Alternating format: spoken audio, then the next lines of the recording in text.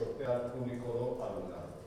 Por tanto, seguimos con éxito e o mundo digital que xa está aquí que vais a seguir movendo a moitísima. Iniciar a tramitación, empezará unha primeira fase de consulta pública. Por tanto, fomos a pioneiros en regular a inteligencia artificial. Ten que ver coa posta en marcha dun banco de explotacións agrogandeiras para facilitar non só o relevo xeracional, que xa estamos facendo. Saben que, por exemplo, xa só o ano pasado, 320 galegos menores de 20 anos tiveron axudas, 320 galegos que quixeron facerse cargo en relevo xeracional dunha explotación e no ano 2024, ademais, foi o primeiro ano, seguiremos donde aumentamos a media idade, cando un gandeiro entre 40 e 55 anos tamén quere facerse cargo en relevo xeracional dunha explotación, tamén obtiveron axuda.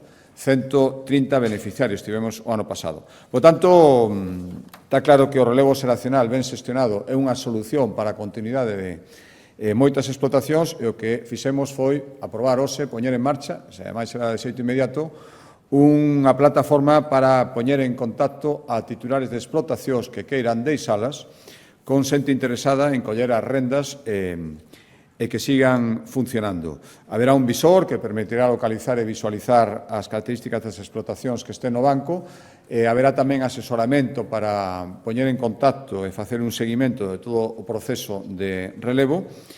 E a nosa intención de aquí ao ano 2026, é dicir, inicialmente, favorecer a transmisión de redor de 140 explotacións. E para estimulalo, poñemos en marcha tamén por primeira vez unha axuda 2,1 millóns de euros, que sería un complemento a aquelas persoas que casi sempre por xubilación decidan entrar neste proceso de relevo xeracional, é dicir, evitar que directamente o que fagan é pechar a explotación.